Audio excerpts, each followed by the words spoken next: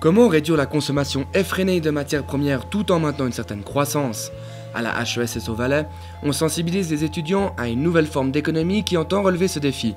C'est ce que l'on appelle l'économie de fonctionnalité. L'économie de la fonctionnalité, c'est une économie qui vise à développer des modèles d'affaires qui vont au-delà de la propriété de biens matériels. Donc si on prend l'exemple d'une voiture, l'économie de la fonctionnalité va se concentrer sur la fonction « je me déplace ». Donc on va construire des modèles d'affaires qui vont s'orienter sur cette fonction « je me déplace » plutôt que sur un modèle d'affaires qui vise à vendre et acheter des voitures. Alors, pourquoi l'économie de la fonctionnalité?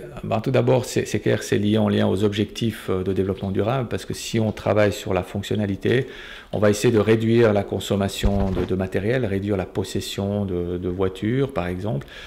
Donc l'objectif de la HESSO Valais, c'est aussi de former tous nos étudiants à ces principes du développement durable, notamment en développant une économie de la fonctionnalité. La mobilité est un domaine illustrant particulièrement bien cette approche. En raison de sa topographie montagneuse, le Valais a besoin aussi bien du transport individuel que du transport collectif.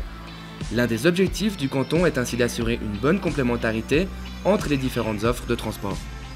Un bon transport, c'est un transport qui est aussi économique.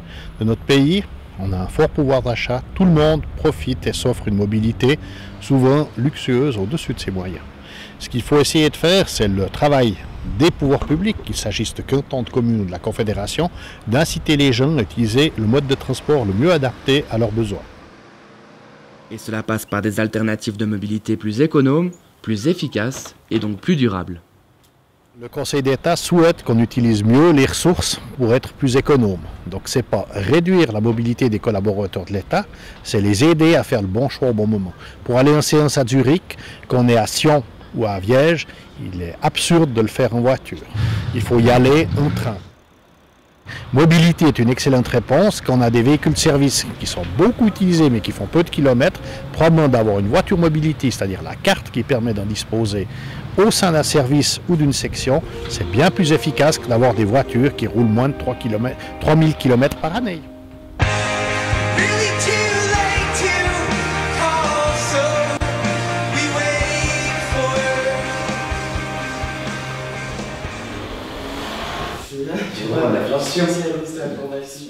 Autre domaine d'application de l'économie de fonctionnalité à Martigny, où Nicole Mottet propose à des travailleurs indépendants bureaux et salles de conférence dans un appartement réaménagé. C'est l'une des pionnières en Valais du coworking, une nouvelle manière de concevoir l'espace de travail née à San Francisco dans les années 2000.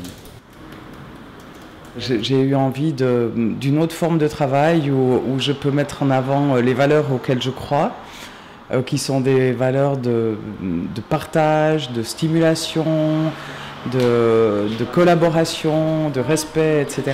Alors concrètement, les gens qui sont amenés à venir ici sont des personnes indépendantes et qui n'ont pas forcément envie d'avoir leur propre bureau fixe ou qui n'ont pas forcément les moyens d'avoir leur propre bureau fixe et qui trouvent parfois un peu difficile de travailler toujours solitaire à la maison.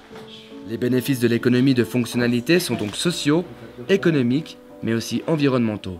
Une dynamique qui ne peut que recueillir l'appui des entreprises et des collectivités locales, soucieuses d'appliquer et de favoriser des pratiques de développement durable.